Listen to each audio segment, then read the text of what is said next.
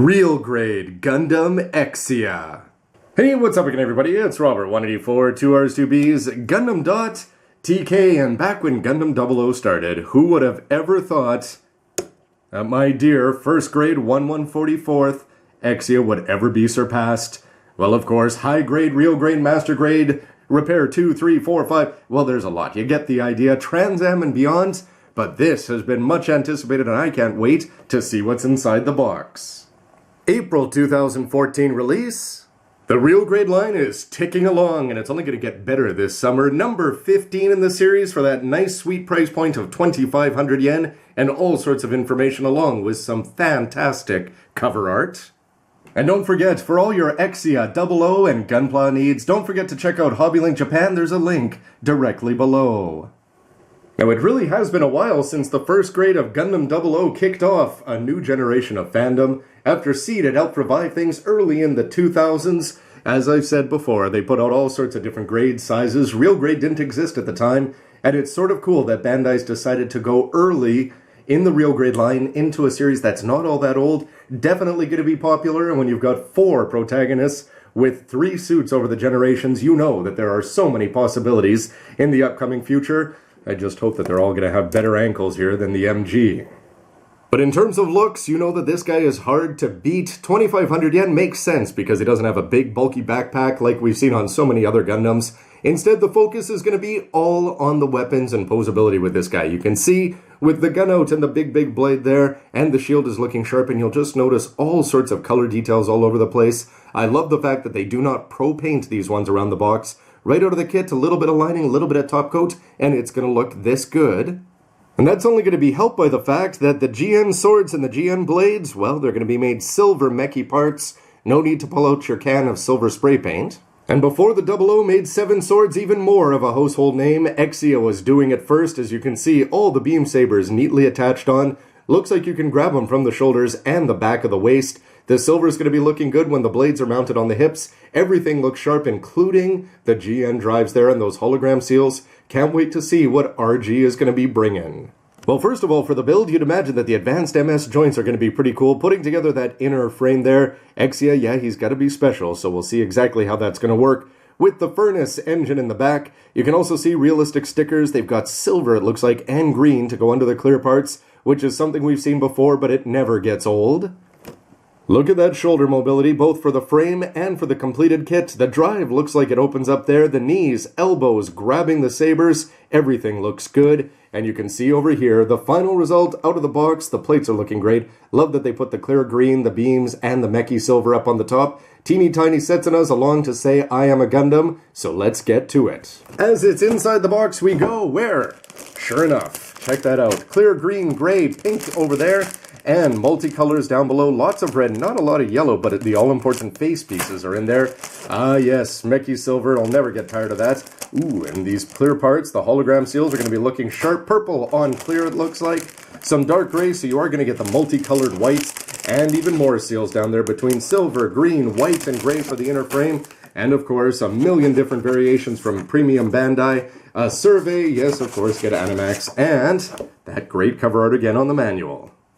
And though it sometimes seems like multicolor A-plates are going the way of the dodo bird with high grades, they're alive and kicking in real grade, beyond A even. Like I said, love these teeny tiny yellow parts there for the sides of the ears, or whatever you want to call them on the cheeks. I can't wait to see that they actually got gray for the front of the mask. I remember that being one of my biggest disappointments about the old school 1/100th kit.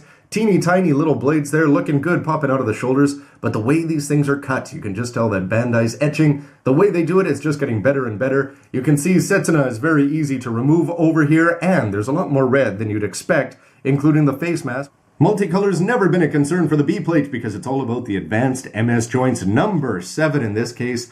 Multicolor there, you can just see some pretty cool and very 00-esque parts that are going to be added onto this. Is anybody going to show this off by itself? You've already seen on the A and C plates that it is easy for Bandai to be swapping things on and off here depending on which of the many versions of the Exia they're going to be putting out. You'd think, a curious choice down there, that these beam sabers, that could have been its own plate, as that's going to be used in lots of kits in the future. However, this is a very nice light gray. It's going to be offset from the dark, both of the inner frame and just the regular good guy gray that we see for inner joints. But these green parts are looking fantastic, whether they're on the sides of the arms, the legs, or around the furnace itself, and that all-important front chest piece looks spectacular. D1 and D2 are going to be 1.5 plates here, and you can see all the parts that you're going to need for the rest of the body. And again, it's just great to see these little cutout areas all over the place. The lining looks pretty deep in some places, but shallow in others, so I wonder if that's going to be a problem. Light gray, probably the way to go here, but look at these unique parts. The way these heads are sculpted, just absolutely incredible. You can see the front of the waist skirts down there, just detail after detail carved in here. Yes, master grades have really shrunk down. Two Identa E plates here. As you can see, you've got the backs of lots of different hands there. Some round parts for the furnaces as well. A couple V-fins. And check that out. You've got 6 different blade handles there. If you want to go hold the beam sabers, and you can see, hopefully, the difference between this gray and the white. The F plate is going to be providing all the gray that you need for the rest of the inner frame, and it does look pretty similar to that C plate, depending on the light. Not quite sure yet. But you can see the open hands grasping towards peace for the future, and everything else is going to be looking sharp. You can see that they can eject parts all over the place, depending on which of the repair blades that they need to be putting on here. The inside of the shield has some nice details and obviously is going to be moving around. How about that big sword holder? Should be good. I hope it plugs in well to the actual forearm. Everything's ready. Though for the most exciting parts, this is cut off the C plate so that Bandai could silver all over the place. Yes, this isn't just parts or sprayed on one side. This is done right. As you can see, the blades and the sword looking fantastic. Whether this is going to be green in the future, it doesn't really matter because it just looks fantastic here. Strike Freedom, the gold, really added a punch, albeit that's sort of offset by the fact that the rest of the gold for the inner frame is just a little bit lackluster. But here, there's no such mistake. The highlight is highlighted, and the master grade, well, you used to have to make the choice between the expensive and the cheap one. Here, they give you no choice, and I think we're all happier for it.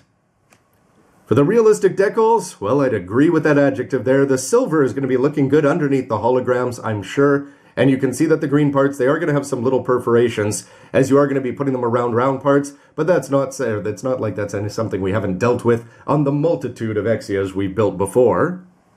But for me, one of the highlights always has been for the Exia. Yeah, he's a little plain in terms of it's all about the swords. I mean, he's got clear green all over the place, but no fancy backpack and wings that we've been used to since the 90s. But look at this. When you add in these little details, I just think he really sets himself apart. The Repair 2, sort of missing out in my eyes for not having these. Hopefully it's going to look good when you combine it with the silver over there, but just the way they've done it, it's nice to go back before they had to add R1, 2, or anything else to the Exia. For a quick flip through the manual, again, they could not have done a better job, I think, with the packaging there. Yes, how to read the instructions. Not all that many plates as you'd expect, though. No X's, so they've definitely planned well for this base version. The fact they've got color on the inside, both pink and splash little pictures, is always looking good. You're going to put the legs together, great posing. The way you attach the swords on looks pretty impressive. You can see the drive both open and close. Good bends all over the place as you put the inner frame to good use. And there, when you put it all together, you've got to wonder, will they go avalanche or things like that? How many variations could they do? But once you've got that head together, it's looking very sharp, and I'm looking for it. Yeah, red, gray, white. Yes, they really did do that thing that I've been missing from back in the day with the 1/60th and the 1/100th. Yes, white on red on gray, a thing of beauty for my eyes. Then through the rest, again, some more great poses that can just inspire you all throughout. And it's time to put together all 7 of the swords and the hand variations. Get him up on an action base. He's got his own custom connector. And if you want to replace things, you can see that the B part's 700 there. The realistic decal's 200. The hologram part's 150. So not overly priced. But on the back, it's sort of interesting when you look at the seals. They've got these little perforated lines, or dashed lines all around a lot of the seals. They're telling you that you put these seals on before you actually put the plastic on. Of course, that makes sense for both the purple coverings, the holograms, and the clear green. Either way, you know that this guy is going to be looking good, decaled or not.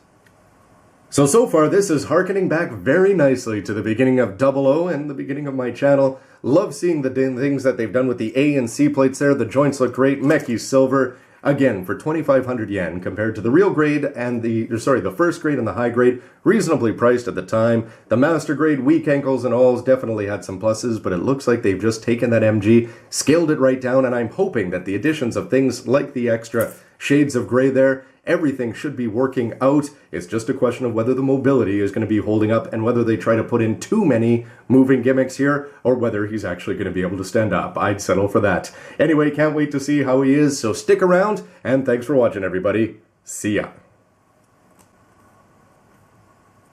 Now, remember my sticker sheet? That was pretty impressive for $5 back in the day.